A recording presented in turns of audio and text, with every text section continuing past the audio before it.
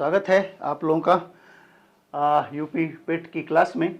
अब हम लोग भारतीय अर्थव्यवस्था के बारे में पढ़ेंगे जो कि आपके चैप्टर में है। तो आपके चैप्टर में जनरली मुख्य रूप से अर्थव्यवस्था के तीन बड़े बड़े टॉपिक हैं।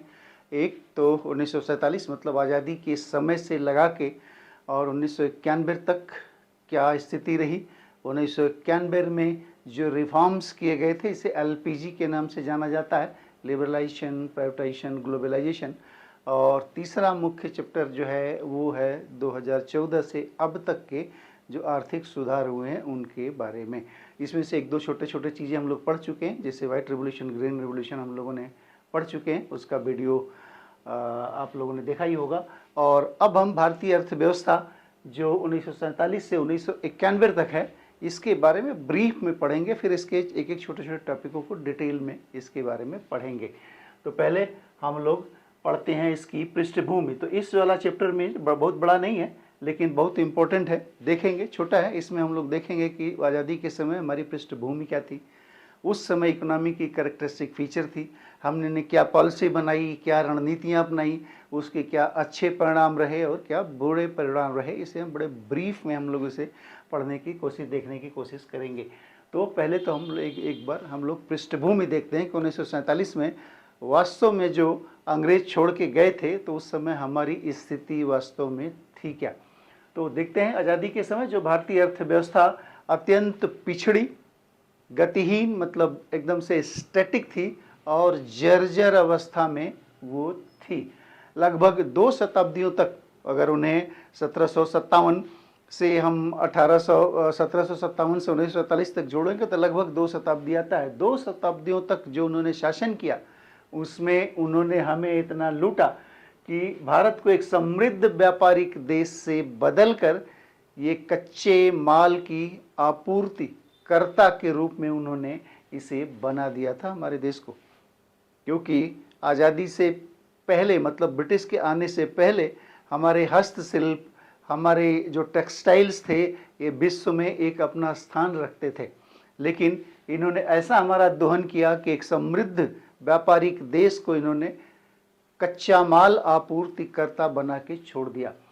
उस समय देखें तो 1950 में प्रति व्यक्ति आय लगभग 265 रुपये सालाना थी। अगर इसे आप उसमें निकाल दें, महीने में निकाल लें तो 21-22 रुपये के आसपास बैठेगा लगभग। अब उस समय अर्थव्यवस्था की स्थिति तो एकदम से जर्जर थी। 4 कैरेक्टरिस्टिक फीचर्स देखेंगे उसके कि 4 उसकी मुख्य बातें थी क्या। पहला ये था कि कृषि पर अत्यधिक निर्भरता और पिछड़ापन। लगभग 70 से 75% तक की हमारी आबादी वो अपनी आजीविका के लिए कृषि पर निर्भर थी। और कृषि भी कैसी थी, अच्छी नहीं थी। कृषि में न ही कोई इक्विपमेंट्स, मशीनरी इस्तेमाल होते थे, न ही हमारे पास कोई उर्वरक था, केमिकल फर्टिलाइजर्स नाम का कुछ नहीं था, और न ही सिंचाई के पर्याप्त साधन थे, नहीं थे एकदम से। और पूरी तरह हमारी कृषि मानसून पर निर्भर थी और इस वजह से उत्पादकता या प्रोडक्टिविटी बहुत कम थी। तो ये हमारे तो कृषि की हालत थी और 70 से 75% अपनी आजीविका के लिए इसी पर निर्भर थे। एक कृषि की हालत खुद ही खराब और उसके ऊपर से इतने लोगों की उस पर निर्भरता, और ये हमारी कृषि की स्थिति थी और पिछड़ापन था उस समय का। दूसरा देखें तो जमींदारी व्यवस्था। जमींदारी व्यवस्था उसी समय थी, जमींदारी व्यवस्था भी कृषि में ही थी, क्योंकि ये जमींदार व्यवस्था में इन्होंने इतना कर वसूला, इतना टैक्स वसूला किसानों से कि वो डेप्ट ट्रैप में, ऋण के जाल में फंसे हुए थे। एक तो वो साहूकारों से लोन लेते थे, बैंकिंग कोई सिस्टम था नहीं उस समय, और फिर वो लोग निरक्षर थे और जो उन्होंने एक बार अपने जाल में फंसाया तो फिर वो पुश्तों तक वो चलता रहता था। तो एक तरह से किसानों की स्थिति भी बहुत दयनीय थी और उसमें जमींदारी एक प्रमुख कारण था। दूसरा देखते हैं पंगु औद्योगिक ढांचा। अंग्रेजों ने अपनी नीतियों के तहत भारत को एक हस्तशिल्प को, हमारे और कपड़ा उद्योग को तो नष्ट किया ही किया, बाकी हमारे देश को एक कच्चा माल आपूर्तिकर्ता के रूप में बना दिया। यहाँ से कच्चा माल ब्रिटेन जाते थे और वहाँ से बना बनाया माल यहाँ पे आते थे और मार्केट की तरह वो इस्तेमाल करते थे इंडिया को, देश को, हमारे भारत को। तो एक तरह एक कच्चा माल यहाँ से ले आते थे और अपने बने बनाए सामान को यहाँ बेचते थे और उससे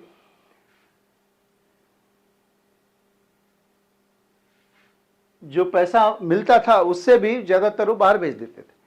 तो ये हस्तशिल्प और नष्ट किया इन्होंने। और इसके बाद जो भारी उद्योग हमारे यहाँ जो था, कुछ नाम मात्र को था, वो क्या था, टिस्को था या कुछ कपड़ा की मिलें थी, वही हमारे पास भारी उद्योग के नाम पे था।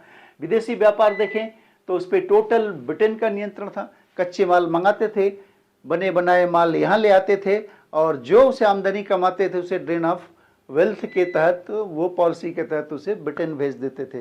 दादा भाई नौरोजी, जिसे grand old man of India कहते हैं, उन्होंने एक पुस्तक लिखी थी poverty and un British rule in India. उसमें ड्रेन ऑफ वेल्थ थ्योरी का उन्होंने जिक्र किया। उन्होंने समझाया है कैसे ब्रिटेन भारत की संपत्ति को लूट के वो ब्रिटेन ले जा रहे हैं। तो किताब भी बहुत महत्वपूर्ण है, poverty and un British rule in India, दादा भाई नौरोजी ने लिखी है। उसमें ड्रेन ऑफ वेल्थ थ्योरी का इन्होंने जिक्र किया है। दादा भाई नौरोजी को grand old man of India भी कहा जाता है। 3 बार कांग्रेस के वो अध्यक्ष भी रहे हैं। दयनीय सामाजिक और बुनियादी ढांचा, साक्षरता दर 16% के आसपास या इससे भी कम थी। तो लोग एकदम से निरक्षर थे। जीवन प्रत्याशा लगभग 32 वर्ष थी। अंग्रेजों ने रेलवे और सड़कों का विकास तो किया, लेकिन अपने स्वार्थ में किया। इस सड़कों और रेल से अपनी आर्मी को इधर से उधर से डिप्लॉय करते थे और कच्चा मटेरियल, रॉ मटेरियल को बंदरगाहों तक ले जाने का काम करते थे उस रेलवे और सड़कों से। बनाया तो, लेकिन अपने स्वार्थ में, अपने इस्तेमाल के लिए उन्होंने ये बनाया। तो आज़ादी के समय भारत को जो विरासत में अर्थव्यवस्था मिली वो पूरी तरह से खोखली हो चुकी थी। अकाल, निरक्षरता चरम पे थी। और ऐसी स्थिति में क्या हुआ, फिर जो हम लोगों ने पॉलिसी अपनाई वो पंचवर्षीय योजनाएं और भारी सरकारी नियंत्रण का सहारा लेना पड़ा, क्योंकि भारत के उस समय मजबूरी थी, लोग निरक्षर थे, कोई सुविधाएं नहीं थी। तो फिर पंचवर्षीय योजनाएं और भारी सरकारी नियंत्रण का सहारा लेना पड़ा। अब हम लोग देखें कि इन दौरान 47 से 91 के बीच में हमने रणनीतियाँ क्या अपनाई, क्या नीतियाँ बनाई और क्या रणनीतियाँ अपनाई। इस कालखंड को जनरली प्री लिबरलाइजेशन एरा कहते हैं और 91 में जो लिबरलाइज किया गया उसके बाद के लिबरलाइजेशन एरा कहते हैं। तो प्री लिबरलाइजेशन एरा है 91 से पहले तक का। इसमें फिर हमने अपनाई मिक्स्ड इकोनॉमी। मिक्स्ड इकोनॉमी अपनाई क्या, जिसमें प्राइवेट सेक्टर और पब्लिक सेक्टर साथ साथ काम करें। पब्लिक सेक्टर का मतलब गवर्नमेंट का सेक्टर और प्राइवेट सेक्टर का मतलब प्राइवेट सेक्टर मिल के काम करें, क्योंकि प्राइवेट सेक्टर की भी बहुत आवश्यकता थी। तो हमने मिक्स्ड इकोनॉमी का मॉडल अपनाया। दूसरा क्या काम किया हमने, 5 ईयर प्लान्स, पंचवर्षीय योजनाएं बनी। ये कॉन्सेप्ट हमने लिया था तत्समय यूएसएसआर से, सोवियत संघ से लिया था। और फिर योजना आयोग बना। योजना आयोग ने फिर 1951 से फिर इन्होंने पंचवर्षीय योजनाएं बनाई शुरू करी। इन योजनाओं के बारे में हम अलग से डिटेल पढ़ेंगे, फिलहाल आप इतना ही जानिए कि 51 से इन्होंने पंचवर्षीय योजनाएं बनाना शुरू करी। लाइसेंस राज, निजी उद्योगों की स्थापना, विस्तार, उनके उत्पादन बढ़ाने के लिए सरकारी लाइसेंस और परमिशन की जरूरत होती थी, क्योंकि डर था कि कहीं वेल्थ पर्टिकुलर कुछ पूंजीपतियों के हाथ में कंसंट्रेट न हो जाए, क्योंकि उस समय देश को विकास की, इंफ्रास्ट्रक्चर की, हर चीज़ की बहुत ज़रूरत थी। इसीलिए इनको नए उद्योग की स्थापना करने, उनका विस्तार करने के लिए इनको लाइसेंस की ज़रूरत पड़ती थी। इंपोर्ट सब्स्टिट्यूशन, विदेशी वस्तुओं पर निर्भरता कम हो और घरेलू उद्योग जो छोटे मोटे बडिंग स्टेज में थे उनको प्रोटेक्शन करने के लिए, प्रोटेक्ट करने के लिए भारी इंपोर्ट ड्यूटी लगाई गई, ताकि कोई बाहर से माल आप ज़्यादा सस्ता न मंगा सकें, ताकि हमारे जो अभी छोटे छोटे उद्योग पनप रहे हैं उन पे कोई नुकसान न हो। अब इस अवधि की उपलब्धियां हम देख लेते हैं। उपलब्धियां क्या, एक तो इस दौर की सबसे बड़ी उपलब्धि रही ग्रीन रिवोल्यूशन या हरित क्रांति, से हम लोग पढ़ चुके हैं। 1960 के दशक में, 60 का दशक मतलब 1960 से 1970 के बीच का समय। उसके मध्य में लगभग 1966 के आसपास ग्रीन रिवॉल्यूशन इंडिया में हुआ। इसमें क्या किया, हाई यील्डिंग वैरायटी की इस्तेमाल की गई, केमिकल फर्टिलाइजर का इस्तेमाल किया गया, इंसेक्टिसाइड पेस्टिसाइड का, मॉडर्न मीन्स ऑफ इरिगेशन का इस्तेमाल इसमें किया गया, और ट्रैक्टर थ्रेशर वगैरह मशीनरी का इस्तेमाल किया गया, और खाद्यान्न का प्रोडक्शन काफ़ी बढ़ गया। फिर इंडिया एक फूड स्कार्स कंट्री से फूड सरप्लस कंट्री में आ गया। तो ये हरित क्रांति इन दौरान हुई। बुनियादी ढांचे का विकास भी हुआ, बड़े बड़े डैम बने, जैसे भाखड़ा नांगल बना, और भी IITs हुए, तमाम इस्पात संयंत्र लगाए गए, इसमें भिलाई लगा, राउरकेला लगा, दुर्गापुर लगा, बोकारो लगा, ये सारा चीज़ें ये सब उन दौरान में हुआ। कई अनुसंधान इंस्टीट्यूशंस भी उस समय खोले गए, उनका नेटवर्क बनाया गया। तो बड़ा बड़ा बुनियादी ढांचा भी है। बैंकों का राष्ट्रीयकरण ये भी बहुत बड़ा महत्वपूर्ण स्टेप था, क्योंकि आज़ादी के समय बैंक जो थे वो कुछ पूंजीपतियों के कंट्रोल में थे, पूंजीपतियों के लिए ही काम करते थे, लोग उसे अछूते थे, किसान डेट ट्रैप में फंसे हुए थे। तो फिर 1969 में 14 प्रमुख निजी बैंकों का राष्ट्रीयकरण हुआ, जिनकी जमा पूंजी 50 करोड़ से अधिक थी। बाद में फिर दूसरा चरण 1980 में शुरू हुआ, जब 6 बैंकों का राष्ट्रीयकरण हुआ। ऐसे बैंकों, निजी बैंकों का राष्ट्रीयकरण हुआ जिनकी पूंजी 200 करोड़ से ज़्यादा थी। तो 1969 में 14, 1980 में 6, कुल 20 बैंकों का राष्ट्रीयकरण किया गया, ताकि ये अपनी सेवाएं ग्रामीण क्षेत्रों में दें। फिर वही हुआ भी, इन्होंने अपनी ब्रांचेज ग्रामीण क्षेत्रों में खोली, और फिर किसान को बैंकिंग सुविधाएं या छोटे छोटे उद्योगों को बैंकिंग सुविधाएं मिलना शुरू हुई। कमियां देखें तो कमियां क्या होता, इस दौरान बड़ी धीमी विकास दर थी, क्योंकि इकोनॉमी हमारी क्लोज थी, इंपोर्ट हमारे यहाँ होता नहीं था, टेक्नोलॉजी भी नहीं होते थे, प्राइवेट सेक्टर पे के गर्दन पे गवर्नमेंट का हाथ था, तो इनोवेशन भी नहीं होता था, टेक्नोलॉजी भी नहीं आती थी। तो फिर हमारे यहाँ ग्रोथ बड़ी स्लो थी, औसतन 3.5% के आसपास थी, जिसे एक अर्थशास्त्री हुए हैं राजकृष्ण, इन्होंने व्यंग में हिंदू रेट ऑफ ग्रोथ कहा था। ये हिंदू रेट ऑफ ग्रोथ है, हालांकि व्यंग में कहा था, लेकिन ये नाम ऐसा चिपक गया कि 1991 से पहले हिंदू रेट ऑफ ग्रोथ ही कहते हैं, और 91 में जब इकोनॉमी लिबरलाइज हुई तब हमें इस स्टिग्मा से मुक्ति मिली, जिसको कहते हैं हिंदू रेट ऑफ ग्रोथ। औद्योगिक ठहराव और अक्षमता, कड़े नियम थे एवं प्रतिस्पर्धा की कमी थी। एक तो नियम कड़े थे, बाकी कंपटीशन नहीं था। कंपटीशन कहाँ से होता, जब बाहर से दूसरे देशों से टेक्नोलॉजी आती, बाहर के इन्वेस्टर्स आते, प्राइवेट सेक्टर हमारे यहाँ हेल्दी होता, कंपटीशन होता, तो फिर तो ये प्रतिस्पर्धा होती। लेकिन प्रतिस्पर्धा थी ही नहीं, गवर्नमेंट सेक्टर ही चारों तरफ प्रभावी था, इसीलिए कि प्राइवेट सेक्टर के पास बहुत पैसे भी नहीं थे, और बहुत से एरिया पिछड़े हुए थे जहां उद्योग लगाना जरूरी था कि रीजनल जो डिस्पैरिटी है वो ख़त्म हो।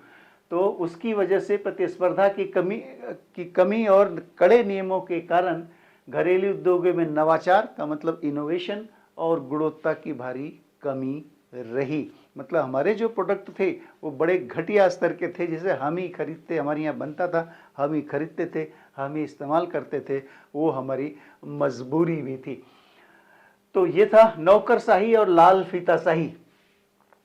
भ्रष्टाचार और निर्णय लेने में अत्यधिक देरी के कारण निजी निवेश पूरी तरह स्थापित रहा। हालांकि मिक्स्ड इकोनॉमी अपने अपनाई और कहा कि प्राइवेट सेक्टर और पब्लिक सेक्टर मिल के देश के आर्थिक विकास के लिए काम करेंगे, लेकिन प्राइवेट सेक्टर्स को बहुत मुश्किलें होती थी, कदम कदम पे उन्हें तकलीफ़ों का सामना करना पड़ता था उद्योग लगाने में, इसलिए बड़ा मुश्किल होती थी उन्हें। अब एक शब्द इस्तेमाल अक्सर आप सुनते होंगे, नौकरशाही और लाल फीताशाही। नौकरशाही तो ब्यूरोक्रेसी वो कहते हैं जनरली, जो सरकारी अधिकारी कर्मचारी का तंत्र है उसे नौकरशाही कहते हैं। लाल फीताशाही क्या है, रेड टेपिज्म जनरली आप सुनते होंगे इसे।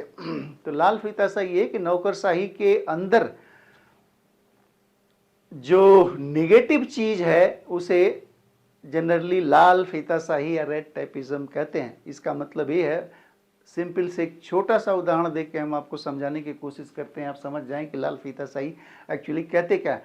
मान लीजिए किसी कोई एक योजना आई किसी किसान के लिए या किसी भी व्यक्ति के लिए, कि आपको ये सरकारी योजनाएं हैं। अब वो सरकारी योजनाएं लेने जब दफ्तर में पहुंचता था तो उसे इतने डॉक्यूमेंट्स, इतने फॉर्मेलिटीज़, इतने डॉक्यूमेंट बनवाने के लिए कह दिए जाते थे कि वो उन्हीं में उलझा रहता था, वो सब आवश्यकताओं की पूर्ति के लिए, और फिर बिना वजह के हीला हवाली और देरी होती थी, इतनी देरी होती थी कि फिर वो उसका लाभ मिलना न मिलना बराबर हो जाता था। तो जो विलंब होता था बिना वजह सरकारी तंत्र में, उसे लाल फीता शाही कहा गया। नाम कहाँ से हुआ कि जो फाइलें थी पुराने ज़माने में उसे लाल रिबन से बांध के रखी जाती थी, लाल फीते से बांध के रखी जाती थी, और तमाम जो है वो धूल पड़ी रहती थी लेकिन वो खुलती नहीं थी कि उसमें कोई काम हो।